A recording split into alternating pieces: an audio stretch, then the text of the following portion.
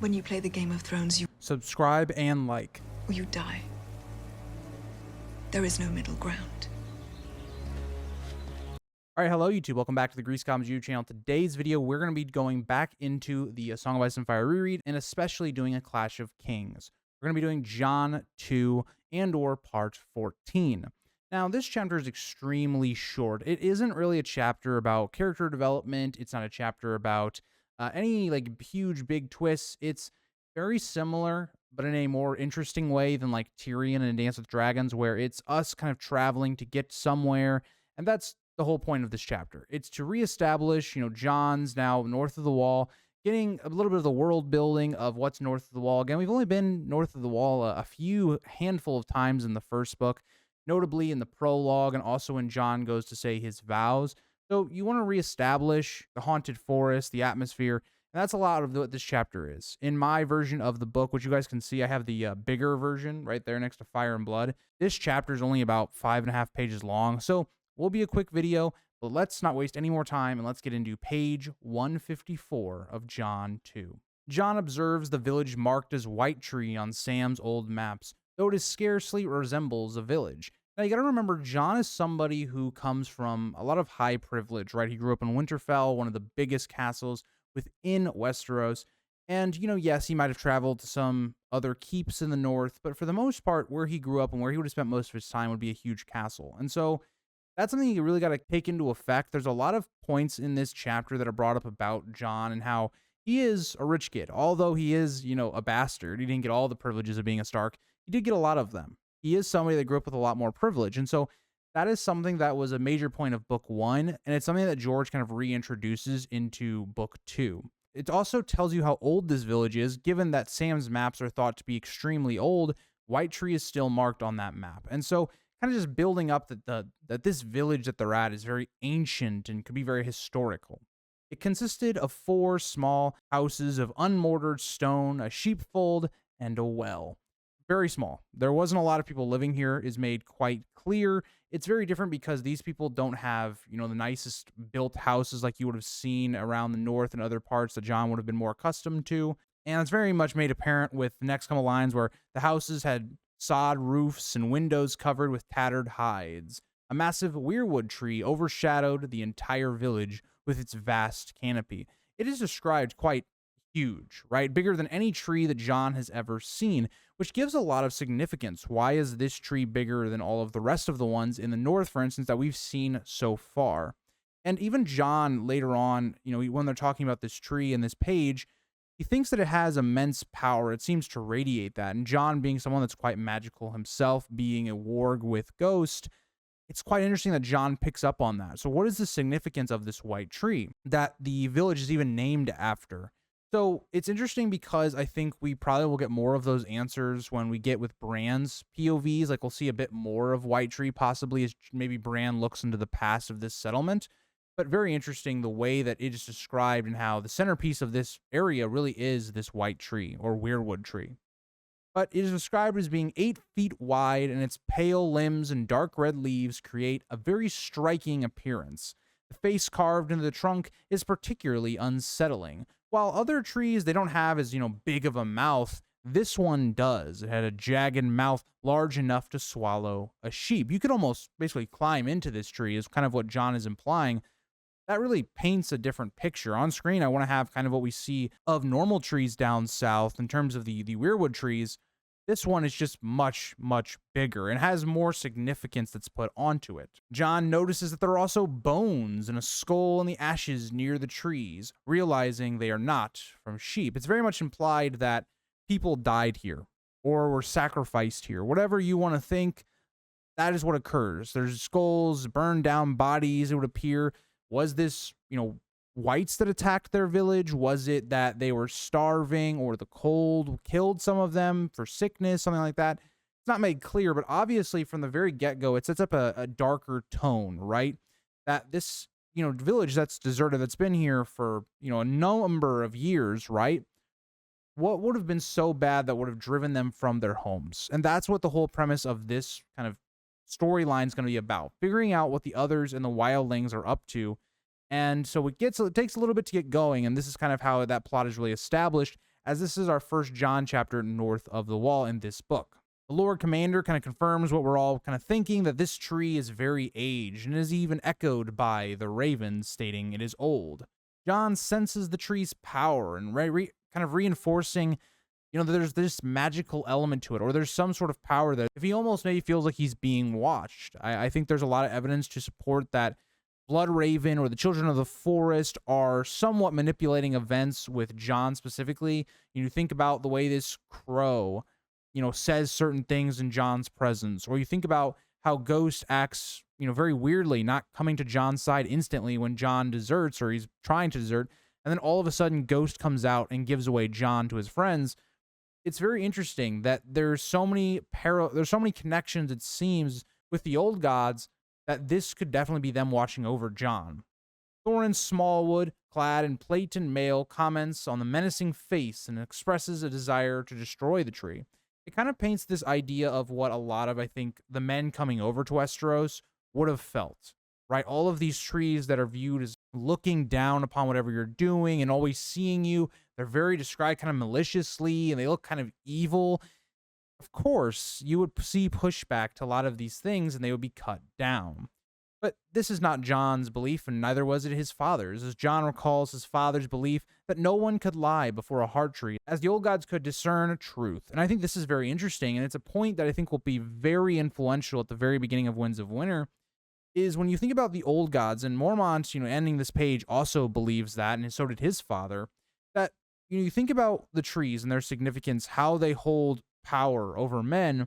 If you have some situation in the next book where Theon has to, say what his claims are or fix what everybody thinks about him, people thinking that he killed Bran and Rickon, if he was put before a heart tree, it could be interesting to think about if, they let him off because they believe that is the truth because of him standing in front of a heart tree. It is very interesting to think about for the future of just that one little sentence. But getting into the next page, page 155, we see Mormont expressing his interest in examining the skull. He's kind of like everybody else in a sense, right? Trying to figure out, okay, what is going on here? Why did they leave? Now, it seems pretty obvious. There's two reasons, really. One of them they don't necessarily know fully, but again, Mance is gathering up all the wildlings. The second reason they should already know, that the others are creating chaos. They are killing. They are forcing people out of their homes. But getting into page 155, Jon then dismounts, carrying Longclaw, the Valyrian steel bastard sword that had been given to him by the old bear for saving his life. Again, like I talked about, I think this chapter really is a lot of a focus on reintroducing the ideas of the first book, while also kind of just being a pretty calm travel chapter. We also see that the blade's hilt had been newly crafted with a wolf's head pommel, symbolizing parentage. People believe he's a Stark bastard, more or less, is what people believe him as, so it really makes sense. But he knelt at the hollow of the weirwood tree, finding it stained red with dried sap and blackened by fire. It's made very apparent that there was some sort of burning of bodies near this tree, but it also is interesting. You think about the sap. It's described as like a blood, almost like a kind of bloody color, something that becomes very apparent when we get to Bran in A Dance with Dragons and when he has to have his little Jojen paste, if you will. But beneath this, he found a skull, a very small skull. It doesn't seem to necessarily be a large adult. And what I think is even more brutal is, you see these two skulls, one of them half buried in ash and bone fragments. It's probably likely that this was a child that was killed. It's very hard to think about those things when you think about, okay, this other's threat. They don't care about, men, women, children. They don't care, right? That's made very apparent. It's really to show, again, this looming threat and this looming dread that's on Jon's plotline in this book. And that's made more apparent as Jon goes through this chapter, thinking about the way the men started when leaving the wall and how they are now. Jon brings the skull to Mormont, who lamented the lost opportunity to question the wildlings about their practice of burning their dead. There's a lot of questions that Mormont could gain if he knew more information, and that's why he goes north of the wall. And even though I don't think it's a great decision, I understand it. Wanting to know what you're going up against, the fear of the unknown is more, apparent. It's more of an issue than the fear of what is there, right? So for a lot of these men, there is no apparent threat, right? There's no wildlings that are threatening them, but it's the fear of what is moving the wildlings that's taking over the Night's Watch more than anything at this time. But remembering the blue-eyed white, Jon seems to understand why the wildlings feared leaving bodies unburned. Of course, they're going to come back to life and try to kill you. So obviously you burn them. Mormont expressed his frustration, wishing for the ability to speak with the dead like the children of the forest were said to do, but he resigned himself to practical measures. It'd be really interesting if we actually see, Bran being able to talk to the dead. Now, we do see a situation where it seems like he's talking to Ned in the past, like Ned seems to hear him, but we haven't seen this necessarily be used by either Bloodraven, the Children of the Forest, or Bran as of yet, but it'd be interesting to see if we do see that. Could be interesting even if we're going to confirm Jon's parentage. What if Bran was able to talk to his father or talk to, Rhaegar or Lyanna? That would be really interesting. It'd be a great way of, I think, confirming the truth that a lot of people will eventually find out. Whether it is somebody like Ned and Ashara or Rhaegar and Lyanna, talking to the dead could be very useful. But he then instructed his men to search the houses and how to scout, climb the weirwood to survey the area, though he seemed doubtful of finding anything useful. At this time, again, you're seeing all these different wildling villages, and Jon hasn't said this yet, but, as a reader, and I've already read the chapter, we know that they've already gone through a number of villages that have been abandoned. They haven't really seen any sign of life on their journey so far. You're going to be feeling pretty down. And this kind of mirrors a lot of what the Night's Watch feels. Jon was forced to search one of the houses with the introduction of Dolorous Ed, whose dry humor seemed to at least lighten the task. He's one of the few people that actually seems a bit more upbeat, or at least trying to make, a better mood of the situation. But inside the house, they found a pretty poor house by Jon's standards. They found a dirt floor, ashes beneath a smoke hole, and a nest of straw bedding. Jon remarked on the dismal living conditions, while again, Ed is not somebody that grew up like Jon. He's not somebody that grew up in a castle, as he humorously reflected on his own harsh upbringing, calling it his enchanted years before life grew harder. And I think a lot of people can probably resonate with this. If you think about, when you were younger, everything seems to be just much cooler, better point of life. When you're young, you want to grow up, but when you grow up, you want to be young. It's that kind of idea. I even see that myself, right? I'm somebody that, I'm recording this the day after Christmas. I really do miss the Christmases when I was younger. I miss having, both my grandparents alive and the traditions we would do. And, it's not to say that Christmas now isn't great. It's still a good time to be a family, but I do remember very fondly on some of those things in the past. It's why nostalgia is such a big thing for people. Like what you grow up with and what you enjoyed as a kid can last your whole life. I grew up with Star Wars and the prequels, and even though those movies aren't perfect and aren't, great, I think Revenge of the Sith is, but I still love those movies to death. Lord of the Rings, I grew up on that universe, and I love that to death. So, it's a lot of that. I think it's kind of what this moment with Ed is kind of supposed to foreshadow, also showing the differences between somebody like Ed and someone like Jon. Ed longingly commented on the straw bedding, jesting about its value compared to the gold of Casterly Rock.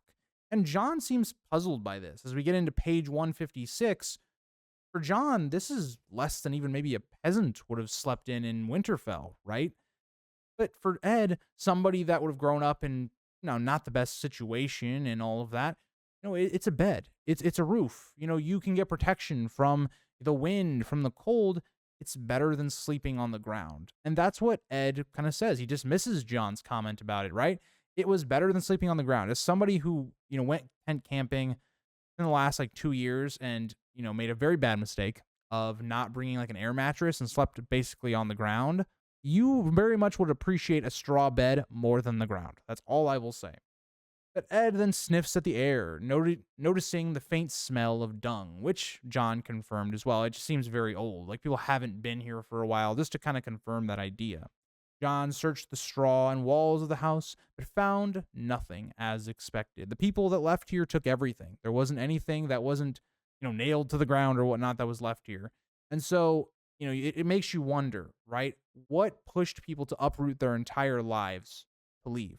Imagine right now, if I told you to leave where you live, leave wherever you are, your family's near you, whatever, you're living with your parents, whatever, and just go somewhere else because there's this threat. What would be big enough to push you away, right? If I said a tsunami was coming to your place, would you then leave?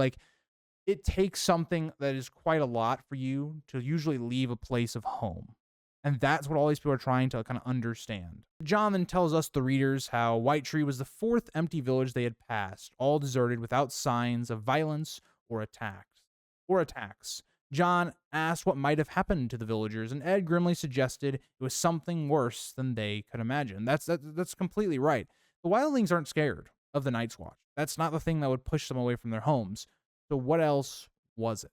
And this is, I think, the exact thing that most people in the Night's Watch would have been thinking, and why a lot of their fears, while albeit hidden, are growing. As they left the house, the hounds sniffed around, and Chet cursed at the dogs with his usual angry demeanor. That foreshadows what we'll see with Chet in a little while in the next book. Mormont's ravens cried gone, reflecting the empty village that they had encountered. Thorin Smallwood had observed that the wildlings had lived in Whitetree only a year ago. His appearance was much more grander than Mormont did, as he is the one that had basically gotten all of Jeremy Riker's gear. He had died in the White attack in the last book, so he got all of Jeremy Riker's kind of armor and stuff like that. And of course, you're not going to waste that. It's very richly, embroidered armor, like how Jon says. Thorin looks more of the actual Lord Commander than someone like Jeor Mormont would as a whole.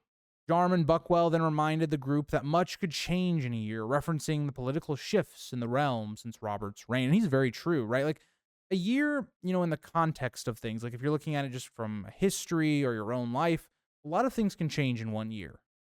Whether it's you get a new job, whether it's, maybe you get engaged with someone, or you meet somebody that, that becomes your girlfriend or whatever, or you have a life-changing experience, or you find a new passion. Like, a year can very much change a person. And so that's, I think, a very wise statement by someone like Buckwell. For Malador, Locke was unmoved by the wildlings' disappearance, viewing them as raiders and murderers unworthy of mourning. And this is the exact thing that a lot of people are going to think in A Dance with Dragons when Jon comes to be leader. It's these type of people that Jon is not able to really make them understand why the wildlings should come south. Jon noticed movement in the weirwood above as Bedwick, nicknamed the Giant, despite his short stature, climbed through the branches with ease, his age marked by streaks of gray in his hair. And that'll get us to page 157. Bedwick, sitting in the weirwood tree, reported seeing a lake to the north and some low flint hills to the west, but nothing else of note. And that's another point of this, right? That's going to be very much more apparent in the coming chapters with Jon as they get to Craster's Keep, is that if you are the Night's Watch, you're going through all these abandoned villages, there's nothing in them, you're not seeing much, life at all, right? Jon's going to talk about or think about later about how there's not a lot of game that they're able to hunt to feed themselves. How are you going to survive this journey north if you don't have somebody like Craster? And so that is why Craster is able to live. It's something we're going to get into more in the future. But when you think about this, and Bedwick is saying, okay, there's only a lake, that's it, that's all he sees. It's kind of like another ill omen, right? That you're looking for some sign of life if you're the Night's Watch. Thorin Smallwood suggested camping at Whitetree, but Mormont decided they should press on and camp by the lake if they reached it before dark. It makes sense given that this place seems kind of haunted. It kind of gives you like a Harrenhal vibe. There's this weird and mysterious tree that's abnormal from the rest that seems to be looking at you and watching you. I don't blame, Jeor for wanting to continue on. Bedwick estimated 3 hours then of daylight remained, prompting Mormont to finalize the plan. Mormont then asked Jon to fetch paper and wrote a brief message for Maester Aemon. The fourth village, all empty, the wildlings are gone. Mormont wants it to be known very much that if they die, Aemon knows how they died, and the Night's Watch knows what to expect. That's the whole point of this, and that's why I think a lot of people would feel very uneasy with this journey, given the fact that it seems almost like a suicide mission. Jon then delivered the message to Sam Tarly for dispatch and prepared to move out with the rest of the company. The Night's Watch moved in formation, scouts led by Jarman Buckwell, the vanguard under Thorin Smallwood, the main force with Mormont, the baggage train with Sir Malador Locke, and the rear guard under Sir Auden Withers. Very much tells you this is a group of men that are in formation. They are very in line. This isn't like the wildlings, right? This is going to be the main difference between the wildlings and the Night's Watch, and why a lot of people in the Night's Watch think they can beat the wildlings, because they're more organized. But still, there's only about 200 of them. So It's not anything, it's not a crazy force that we're going to see with people like Tywin or Robb or Renly. It's not that at all. They followed game trails and stream beds deeper into the forest, camping under the stars at night with the comet visible above. Morale among the brothers had noticeably declined. Jokes were fewer, tempers shorter, and a heavy silence pervaded as the eerie emptiness of the forest unnerved even the seasoned rangers. Something is wrong. That is what most of these men can feel. When you're going through all these villages where nobody's at, it makes you wonder, why are we going headfirst into what they were running away from or where they were going to? And, you think about war. I really think this is one of George's favorite things to write about, is the idea of anti-war themes. You think about Vietnam and how that influenced George R. R. Martin.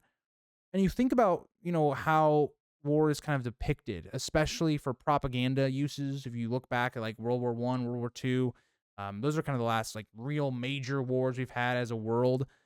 And you think about the way propaganda had these men coming into war very excited to go to war, like it was this grand thing, defending your country, all these things. And then, a lot of these men get there and they realize what they've signed themselves up for.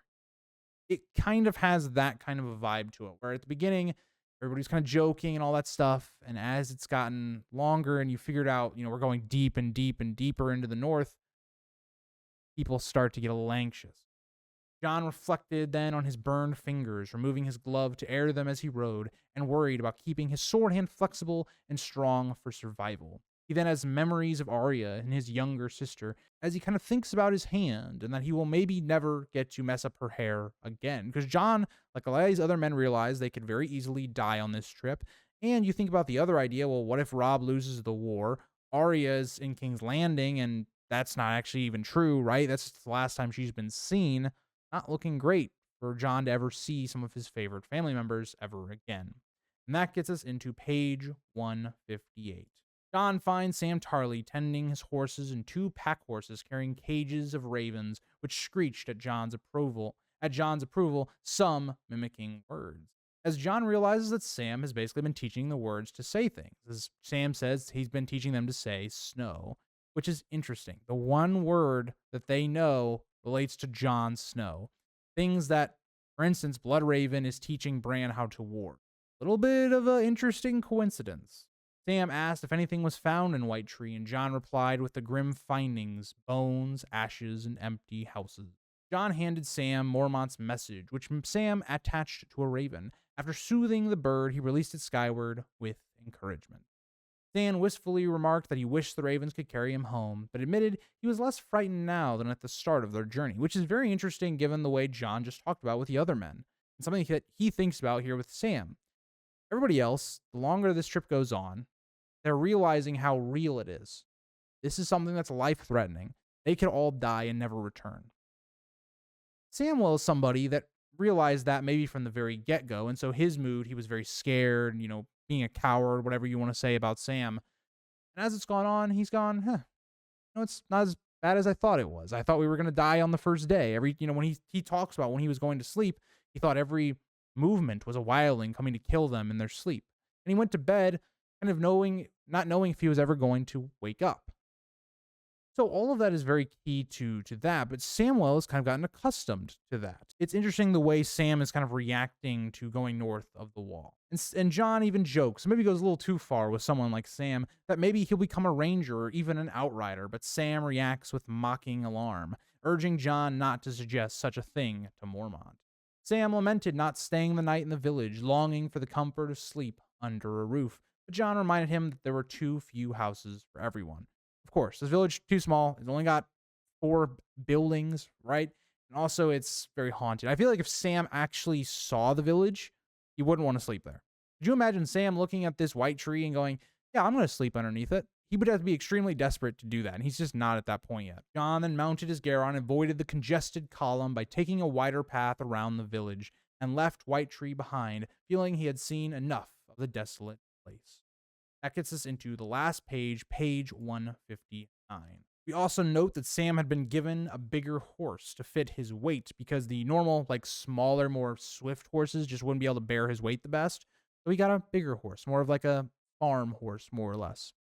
Ghost Jon's direwolf appeared suddenly from the undergrowth, startling Jon's Garon, which reared. But despite hunting away from the march, Ghost had no better luck than the foragers sent out by Smallwood to find game, as the woods were as empty as the villages they had passed. So not only now do you have the humans that are leaving and you can't find any sign of them, there's no sign of rabbits, any deer, squirrels, no sign of life in this area at all.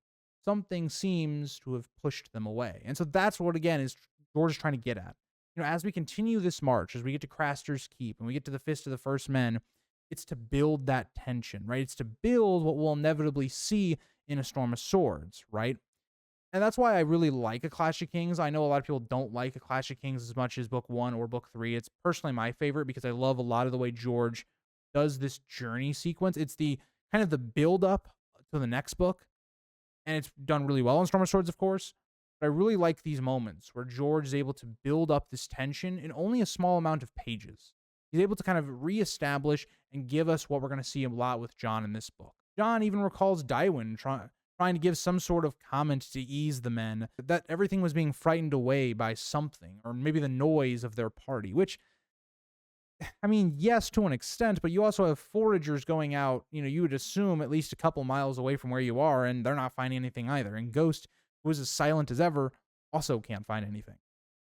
But once the horse settled, Ghost trotted along Jon as he caught up with Mormont, who was navigating around a hawthorn thicket. Jon confirmed that Sam had sent the raven away, prompting Mormont to grumble that Sam would regret teaching the birds to talk, as they were noisy and never said anything useful. I think you're wrong on that one, Mormont. I think it does say something useful, but people just don't pick up on it. The two rode in silence for a while until Jon spoke about his uncle, wondering what he would have done if he had found all the villages empty. This is a great question because also not only is this going to, does this factor into what they're seeing, right? And adding to that tension because Benjen went missing, but it also remembers the whole big point of book 1 was Benjen going missing, how that affected Jon's storyline. George brings that up here at the very end. I believe you want to note that, yes, they're following Benjen's trail, and that may lead to their deaths. Mormont finishes Jon's thoughts speculating that his uncle would have sought to uncover the truth, and suggesting that someone or something might not want that knowledge spread. And so a lot of kind of what I predict with Benjen, I think there's really only 2 outcomes for Benjen, one of which is that he died, and the other one is that he's been captured by the others, and maybe he was spared because of his Stark blood. This kind of maybe would lead some credence to that, what Mormont believes, that possibly Benjen could have gotten captured. Mormont reassures Jon that once Corran has joined them, they would have 300 men, making them a formidable force. They would find their enemy, or the enemy would find them. And Jon silently pondered that, fearing the latter might be true. And that is the case, right? The others find them, not the other way around. And with this, I think something else is interesting. I think that Mormont is a bit overconfident. 300 men is a nice sized force, especially if you're looking at like maybe a smaller house in Westeros or one of those things. But we're talking about an army of the wildlings that is going to dwarf your number by a ton. And also this threat of the others, to which you don't know really the full extent of their power or whatnot. 300 men might seem, great. I feel like it's almost just a reassurance to Mormont and the men to keep up their morale because they truly don't have the power to fight this threat north of the wall. So thank you guys all for watching the video. Again, I know a lot of people don't love Jon in book 2, and I know a lot of people don't like some of these aspects of book 2. I personally like, this chapter for Jon, even though it doesn't do a lot for him as a character, or even, I guess, maybe the plot as a whole, because this is just a travel chapter. I think it does a lot for building up the theme, building up the tension, and a lot of the world building for Jon's plotline. But yeah, I will see you guys all in next week's video. And I hope you guys are all, excited for the reread. I'm hoping that maybe we can get through this book in the coming year. And I'll see you guys all in the next one. Bye, guys.